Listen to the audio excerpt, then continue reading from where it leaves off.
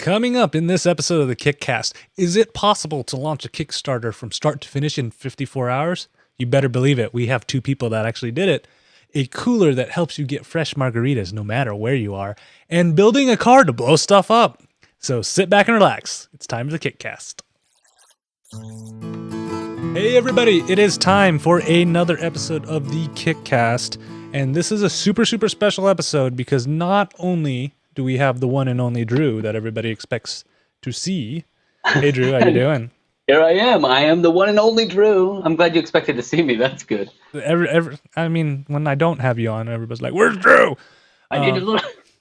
And also joining us, and we'll be talking about, because he was integral to the or one of our projects we're talking about, is one I go by Doc right here. How you doing, Doc?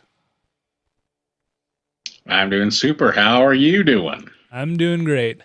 All right, so before we kind of jump into the projects and everything, let's talk about some... okay, first off, there was no Kickstarter news at all in the past. People are still funding things, and projects are still going forward. That's the news. And people are like, is Kickstarter worth it or not? That's pretty much the news that we had for the whole entire thing. So we decided, let's go back and look at some of our other projects that we've had. First one, Boston Boot Company. The micro brewery. Yeah, the micro brewery. They wanted to raise $25,000. They are currently at $196,000 and some change, and they still have about 5 days left. That's the time of recording. The EX one, which was the printable circuits, right there. Just last week that we did that. Yep. Hey, everybody, okay? I heard some damage. Everybody okay? Yeah, things are falling down. Hang on. They wanted $30,000. Raised $129,000, and they're still going too. That's when that's definitely a back for me, because printable circuitry that's amazing. Yeah. So that's good news. And then our Pixel Stick, the light painting thing that looked super cool. They wanted $110,000, so a little bit more than the first two. Right now they're almost at $500,000, and they're still going over. Yep, that's way cool. Touchboard. The Arduino compatible system that had that circuit paints where you could draw drums and whatnot and actually make them. Yes. They wanted 15,000 pounds, and right now they're at 112,000 pounds. I don't know what that equates to US dollars, but it's a lot. We must be choosing them well, because this is like 4 for 4. They're well overfunded. Yeah, it kind of goes downhill from here. So you remember the Easy Daisy dog collar, right? The retractable collar. Cute little collar. It had like this giant flower on the side that you would pull out, and the whole collar or the leash would come out. Yeah. How's it doing? So I went and looked 5 days ago. The creator canceled it. Tried to visit the website, and it's the GoDaddy landing page. I have no idea where this person went. They dropped off the side of the earth. I have no idea why. Maybe somebody's tried to sue them or something, or they just weren't getting the return they thought, so they just like, okay, this is not a good idea. It's a little brash, because I know that it was supposed to go until the end of this month. Yeah, I could see that being like abandoned. I mean, I could see a Kickstarter being like, okay, this isn't going to work the way we want it to, but to cancel and to kill off a page, that's surprising. This is the first one where I've seen them just disappear off the side of the earth. I've seen other ones where they've canceled it because they've gotten somebody to give them a large chunk of money, which is always good, and they'll cancel it from there, but I've never seen them just disappear like that. And then finally, Lazy Arm, the alarm clock that has another transmitter thing somewhere, so it forces you to get up. I really wanted this to be successful. Yes, I remember that. They wanted 40,000 pounds, and they only managed to raise about 3,000 pounds, and they have 3 days left, so they're not going to get to their goal. So that means I'm going to just not wake up on time again still. We still haven't found the solution to get through his day. Please. The iPhone alarm does not do you justice. Yeah. I think Drew's suggestion was to get kids. But I don't want to do that. That's a larger investment. Or a puppy. There you go. You have to take the puppy out in the morning. They'll wake me up. All right. So those were the last 6 projects. Not bad. 4 out of 6, I'd have to say. Not bad. Great projects. And, if you guys, like I said, if you ever have a project you want us to talk about, send it our way and we'll put it into consideration. All right, Drew. So both you and Darren had a super exciting weekend. Tell everybody about it. Wow, we did. Well, we've attended Startup Weekend a couple of times, basically where you have 54 hours to start a business. And what's interesting about Startup Weekend is that a majority of the people that attend Startup Weekend are, I wouldn't say majority, you have two kinds of people. There's coders, people who do dev and code and write and all sorts of code. And then there are people who design and create the front end and the UI and stuff. And it was just, I've gone to, this is my third one, I think. And Doc, how many have you done? This is my second one. Second one. But in all of them I've gone to, I have like nothing to offer. I'm just like, I can make videos, because I don't code and I'm not the greatest front end. And so it was really interesting when somebody got up and pitched and said, this weekend, I want to launch a Kickstarter, some product, something that we can, all get behind, or some project. And so I kind of gravitated towards that when we made teams. I think the big thing that stood out to me, though, was he was like, and I don't want to write a lick of code. Right. So it wasn't like the typical Startup Weekend where, hey, let's build an iPhone app or let's do something. It was literally, let's just create a product out of thin air and let's put it on Kickstarter and see what happens. Yeah, so it was a lot of fun. And so process from there was basically, there's probably about 8 or 9 of us to start, 7 or 8. We were big. Yeah. A couple of people died off, I think, but I think we were at about 9 at the beginning. And we just kind of like brainstormed and said, what do we have in common? We just kind of took a second and everybody talked about what their passions were, what they wanted to do. And then when we kind of relocated and had ourselves set, we started brainstorming just things. What do we have? What can we do? You want to tell them about our first flop? Yeah, so we were trying to come up with a couple ideas. We were actually debating between the product that we chose and then the product that we dropped, but it was a T-shirt. It was a game T-shirt. So we thought this would be kind of interesting. Let's create a shirt where we actually maybe create some sort of a board game or a game on the shirt where people have to write on you and fill in the blanks, whatever the case may be. We had a Sudoku. I can't remember if I say that word right. No, that was one of the shirts, and I can't remember what the other one was. It was like a kind of connect the dots type of a shirt. So we ended up dividing into 2 different teams, and we created, in order to validate, and then the next morning we'd figure out what we wanted to do. But we ended up building 2 shirts, walked around, had some people test it out. The biggest thing was people kind of felt a little bit awkward writing on other people. I thought it was kind of funny. So either way, it was still kind of cool. And then we also had the dog tag idea, which is the one that we ended up going with. The fun part was we were all just sitting here kind of brainstorming like who we knew, who could deliver a product. So I knew a shirt guy if we wanted to go that route. When we once started talking dog tags, we started thinking 3D printing, and Drew came to mind, and he had the source for that with White Clouds. So it just kind of worked out really well. We just knew what our inventory was. We knew who we could go to for sourcing and for product. And that was the direction we kind of went down, and we started working on the Twin Tags product. And it was, I think for the process for us, it was really pretty organic for everything to kind of come together and be like, all right, well, here's some things that we can do. What, we got 2 days. What can we possibly do and wow people with? And surprisingly, to say, yes, let's design this and come up with a prototype and show it off and launch this Kickstarter. It was pretty amazing. So for us, first thing I think was most impressive in the process for us was that we did a lot of market research. Like even with the shirts and with this, we were calling people, tweeting people, texting people, Facebooking people. I mean, we did everything we could to get responses and kind of get some feedback so that we knew that our project, once it hit Kickstarter, would have some, not only traction, but it would have, some staying power, I guess. Yeah, the big thing was, we dove into seeing, what the market share was for pet products to begin with. So we knew that there was definitely a market for people who like to spoil their dogs. And then we also did the Qualtrics survey, which we had, I think, over 100 and something responses. I can't remember what the final number was. And then we launched some additional campaigns through utilizing wedgies, which was kind of cool too. And then just some straight up research, just straight up like whether we're DMing or reaching out or whatever to people, trying to find people who love dogs or whatever, just kind of asking if this is something that you would like. I think one of the responses was from one gal in the UK saying she thought it was so cute she died a little inside or something along those lines. So we knew we had something. We knew we had an idea that could possibly work. And, it's something a little bit different. You don't normally just go and get a dog tag. Well, I mean, that's what you normally do, but this is a way to like create not only a dog tag, one half for you and the other half is for the dog. So you've kind of got this little bit of a connection where you always remember where your dog is. You always know where your heart's at. That's right. And I thought that worked out really well for us to have that kind of concept idea kind of flow together, and then to get the feedback from people in that Qualtrics survey and the Wedgie survey. Because at one point we were trying to decide, even on that product, do we go with an idea where maybe we ship out seasonal or holiday style dog tags that are kind of more standard, flat, and you just get one in the mail, like almost like a bark box. You get one every 2 or 3 months to kind of go with the new holidays. We tried that out against this idea of a matching tag that you could have one on your keychain and your pet could have one as well, so you're always close.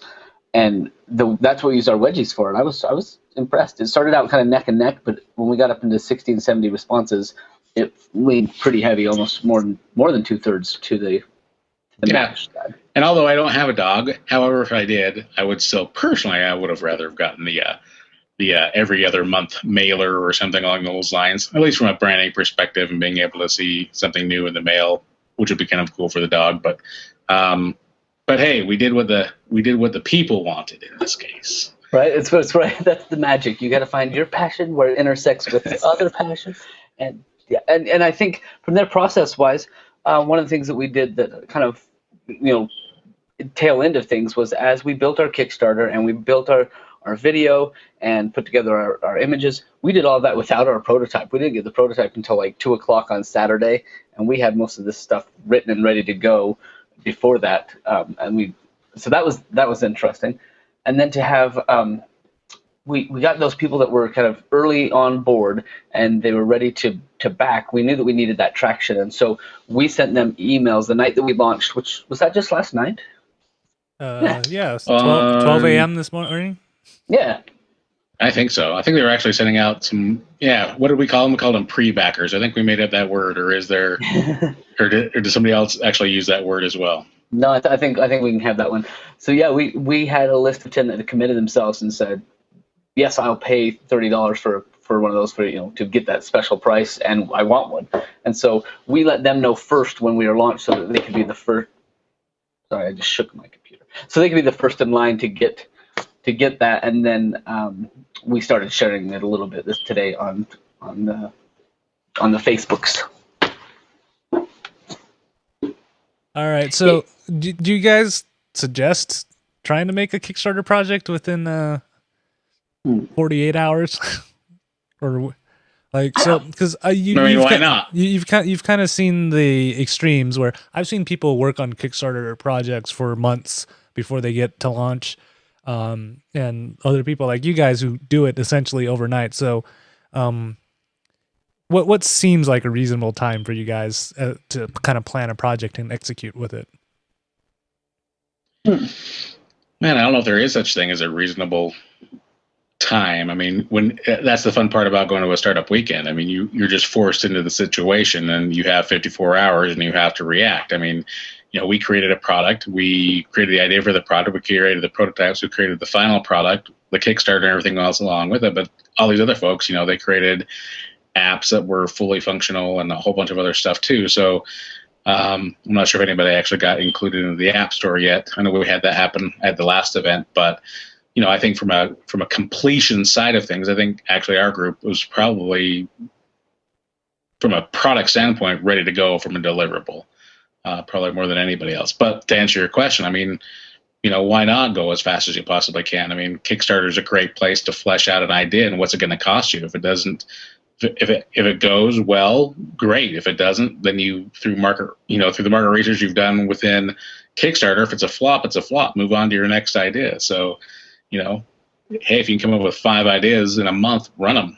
That's what I say, and I've never done one before. But now that I've seen the process, it's like if I could think of those ideas, why not? But then again, there are people who have got to build those products out. They've got all this other research out, or they're a business that's wanting to expand, or whatever the case is. So I think it's really just a case by case basis. You can't say this would work for everybody. Yeah, I think that I appreciated the compact time, because as much as I love Kickstarter and I love doing things, I don't have a lot of free time or make a lot of free time to put something together over weeks. especially when it comes to all the elements. You're talking about, video and getting the right levels and the right prices and content. And yeah, that would be a couple of weeks process. So I think, if you could do that in 2 or 3 weeks and do a couple of like Saturday nights on it, great. But I appreciated having this kind of condensed, brain set that was like, okay, this is what we're going to do, and let's make it happen, and just having that dedicated time. Did you guys get any sleep during the whole weekend?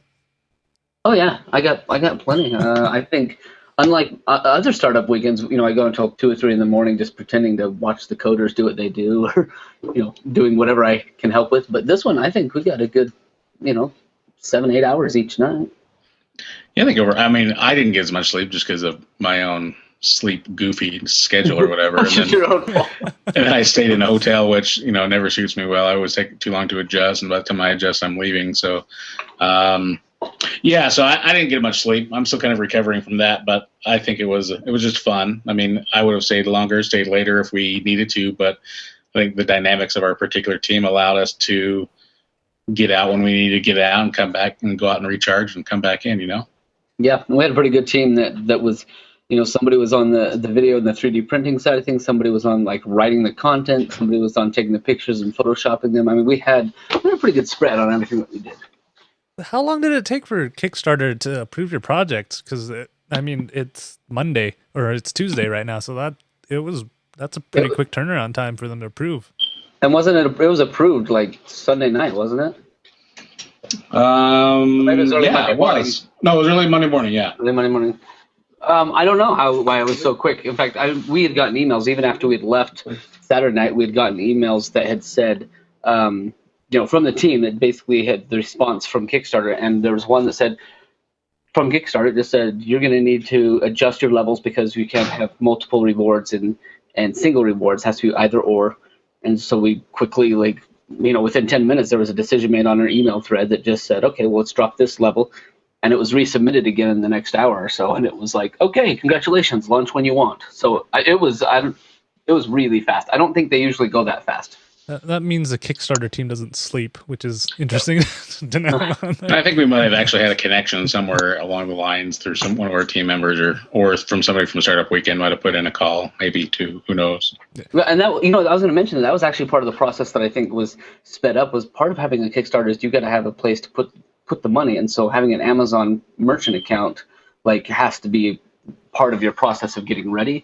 And that was one of our snags, because as we were trying to connect a merchant account with the Kickstarter, one of the guys that was launching it, Tim, actually had to get on the phone and start calling around to Amazon to try and get his tax ID number, or somewhere to get his tax ID number so that he could get it legit. So he was chasing that down just to unsnag that, but it still went really fast. All right, so what are some tips that you want to give people who are planning on going to Kickstarter or a crowdfunding source on what they should kind of plan before they can jump in?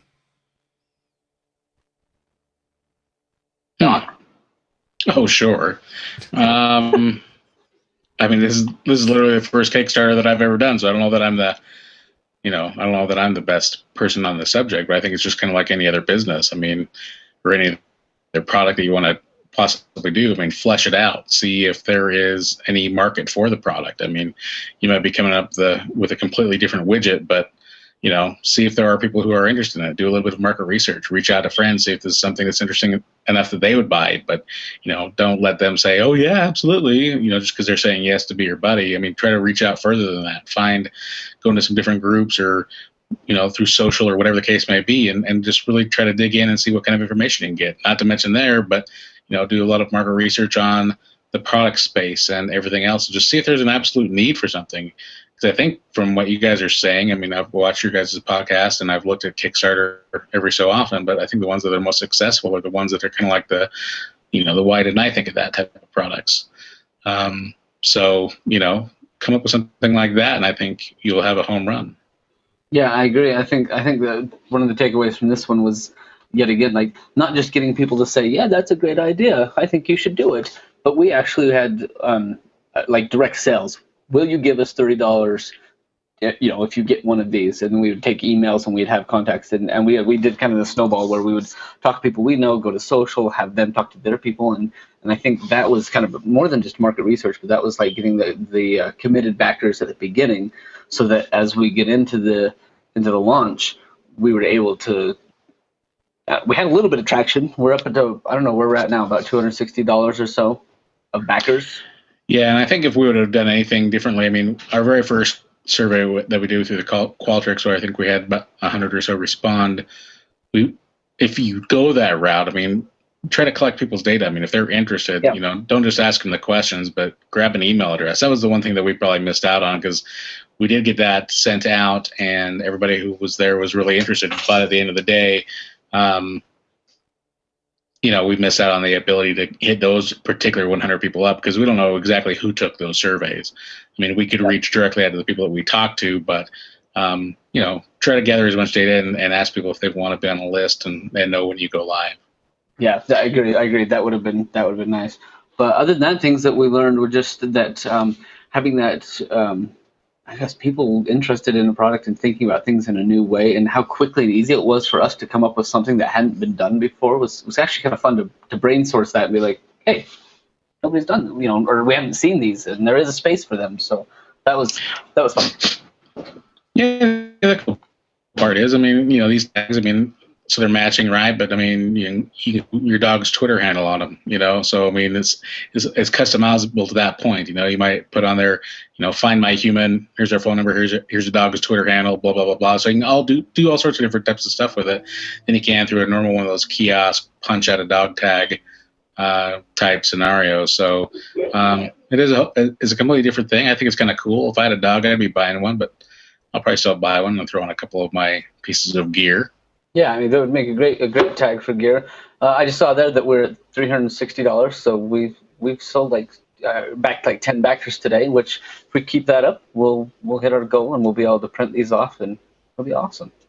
Yep. So if people are interested, what should they be searching on Kickstarter to find the project? Easiest one is to search twin tags. 2 words, twin tags. One for you, one for your better half. All right. So I'm guessing that's a back from both of you. Yeah, I would back it. I will back it. Yes. Of course, we're backing it. That's a back from me too. It seems like a cool idea. Plus, it also helps. It's 3D printing. 3D printing is cool. That's cool. That's all I got to say. For sure. All right. I mean, just think down the road of all the different types of, this goes well.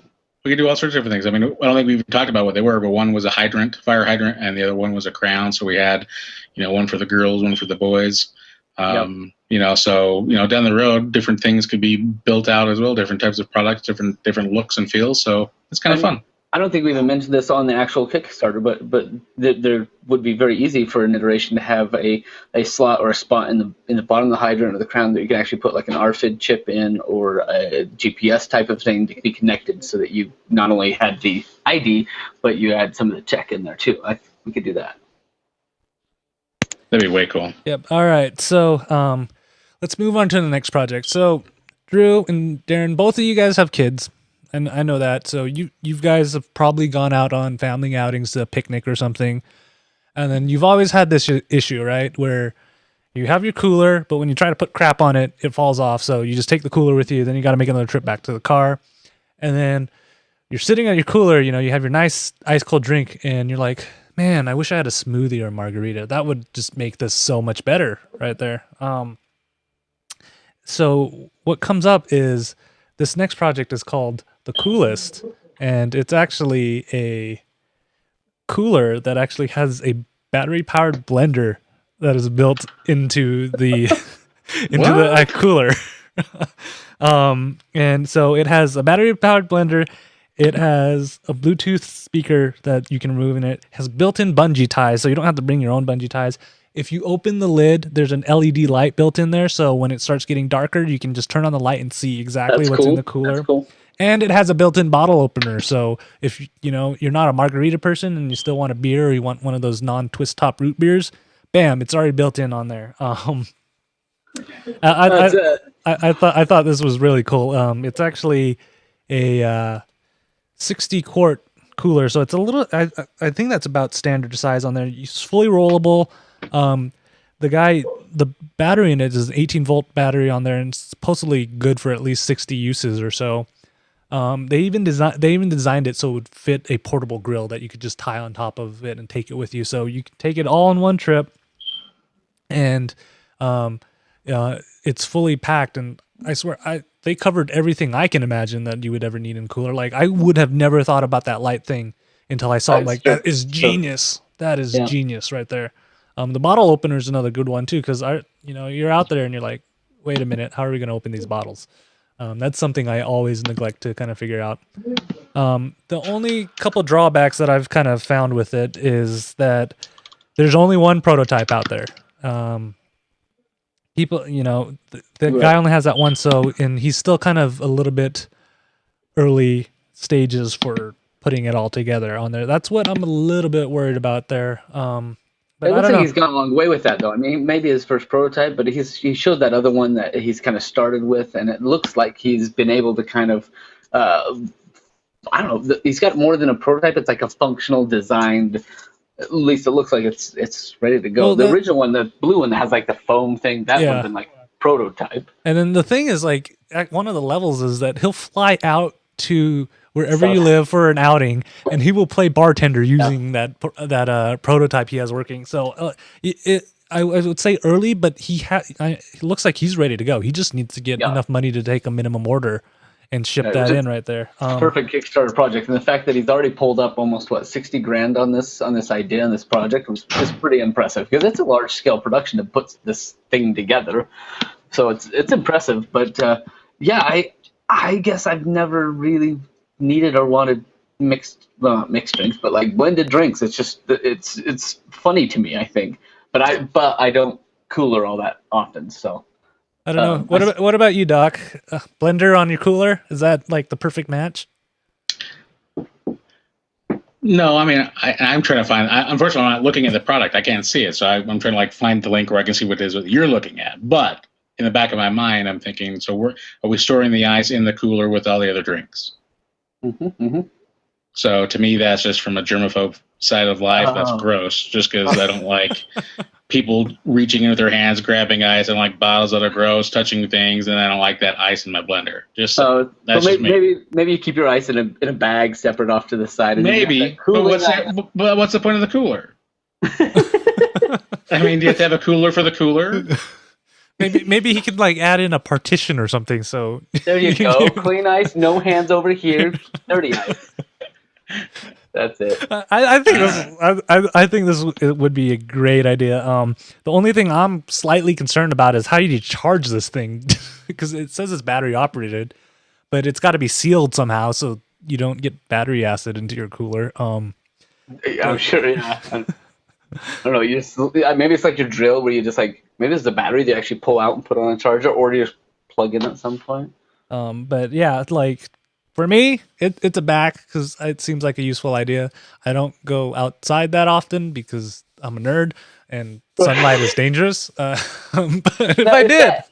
if that portable battery could be used for like USB ports and an iPad mount, I mean, things like that tech side of me, I think that'd be kind of fun. But I guess blender is not the first thing I go to, and I'm like, I wish I had power out here for a blender. But so for me, it's a sack. I mean, it's a fun idea. It's great, man. But I'm not sure that I'm all that interested in following it out. This is one of my very few sacks. I don't know why. I just had to I think it's genius, and he's gotten a fair amount of people backing on here. I don't know, Doc, is this a back sack or track for you? Stop scrolling the screen. Let me look at it here. Hang on. All right. So I'm finally getting able to no. And now it's good luck to them. It's not for me. I think it's gonna. He's already got 95 backers and $60,000. But I'm not the target market. I'm not a camper. I mean, I hate being outside as it is. If it's not, I've got my blend tech. I'm happy to use, but indoors. So I don't know about that one. I don't see this powering a blend tech.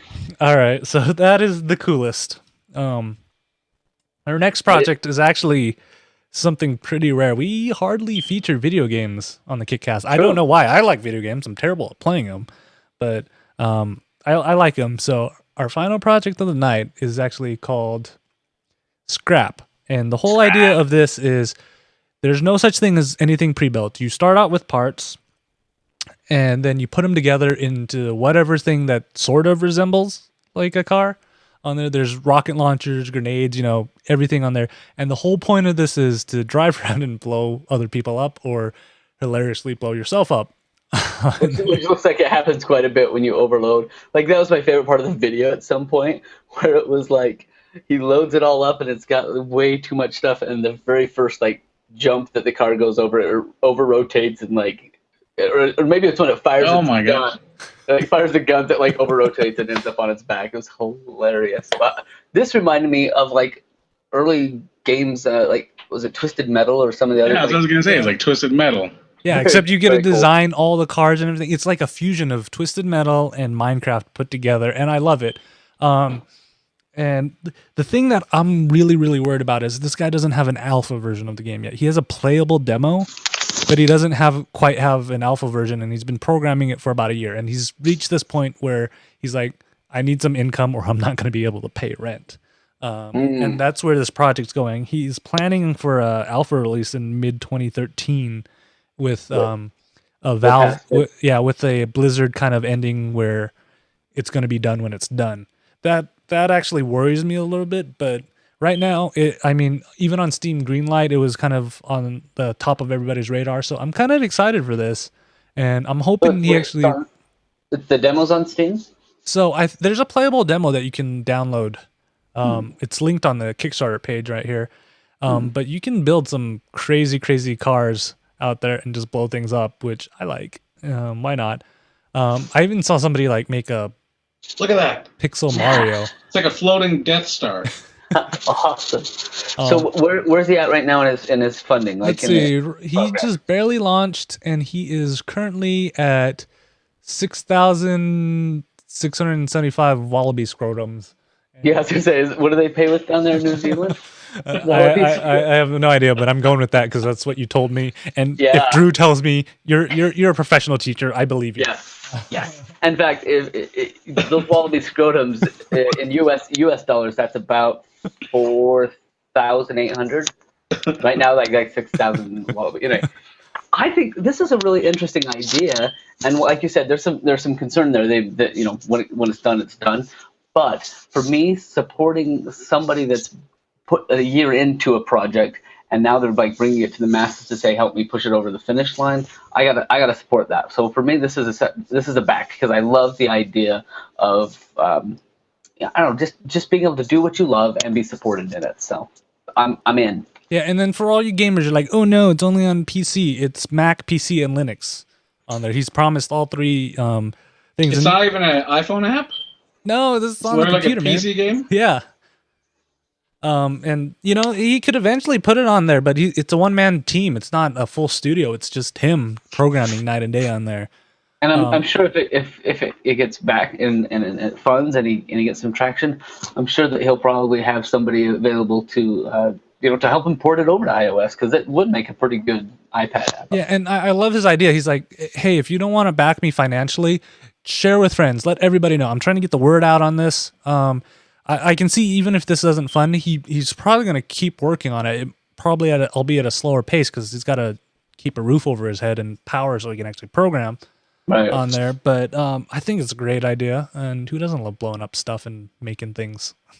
And chasing your friends around, and I love the one that had like guns, not just on the front of the car, but like guns shooting out all the sides. So it doesn't matter where you're driving in the desert, you're just firing off in all directions. Yeah. That's my style. Let's just blow everything up. That's my style. Honestly. So we'll start out with Doc this time. Is this a backtrack or sack for you, Doc?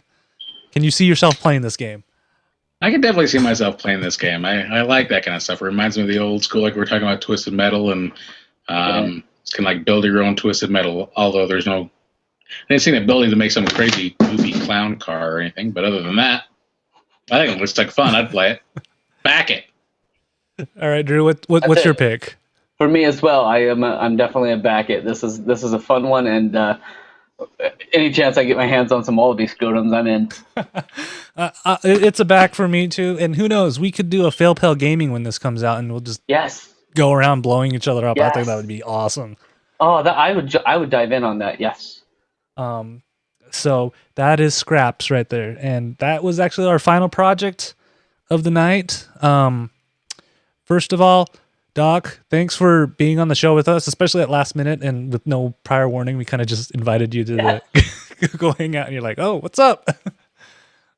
Yes, We're like, it was wonderful seeing how big my face looks in this little box on the screen. So it was awesome. thank you very much, and I hope everybody enjoys the big face. Yeah. Do you have anything to plug? Okay. You wanna give a plug to Burnco Media here? No, man, I'm not here to plug. Let's plug the KickCast. This is awesome.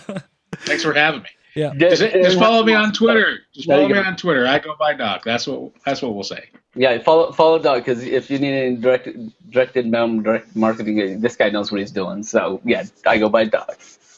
And then of course, Drew. It's always fun. Like It's always a good time. I look forward to doing these shows. I'm like, yes, I get to hang out with Drew. Yeah. And this time we went like extra. We went pretty long. Yeah. Good times. But yeah, so if you guys find any projects that you want to let us know about, email us at kickcast@ktdata.net. That's always a good place to find us. Or you can find us on Facebook, facebook.com/kickcast, or on the tweeters at kickcast. All three of us, we love using Twitter. So I go by Doc, KTData, Kickcast, and Night20 with a K. We are all over. Don't forget the Pinterest board with all the projects that are out there. What else have you got? Google plus.kickcast.net. Easiest way to find it. And if you want to watch live, I know you're out there, Laser Norm. Thank you for always coming and showing up and watching. Our next live show is December 10th. Oh man, end of the year's coming up. Christmas time. Looks like Coda Pop is watching us live. She just threw out a tweet to us. Sweet. Yeah. Yeah. I was gonna say we have a pretty good audience tonight. A couple of you in there. Excellent. I love everybody who watches. If I could give everybody a hug in person, I would. I don't know how comfortable you guys feel about that, but I'll give you a hug. Maybe. Free hugs. And then if you want to watch live, just head on over. Let's just have a big, huge meet-up lunch day, man, and you can hug everybody. Yeah, Have a let's big do old that. hug fest. Kick-Ass luncheon. Yep. So if you want to watch live, that's live.kickcast.net. And if any of these projects you want to go find twin tags, just head on over to kickcast.net. Look in the show notes. Bam. Links you straight to the project. Go back all of them. And then, yeah, I'm going to go to the park with my blender infused cooler and be like, yeah, I'm the cool kid on the Yeah. block. Make sure you invite us. I'll bring ice in a separate bag for Doc. Maybe one of these next events we have, you can bring that cooler, Yep. and we can make some daiquiris and some margaritas. I'm in. All I'll right. back that. Yeah. All right, guys. We will see you guys in 2 weeks. Bye-bye. Good night.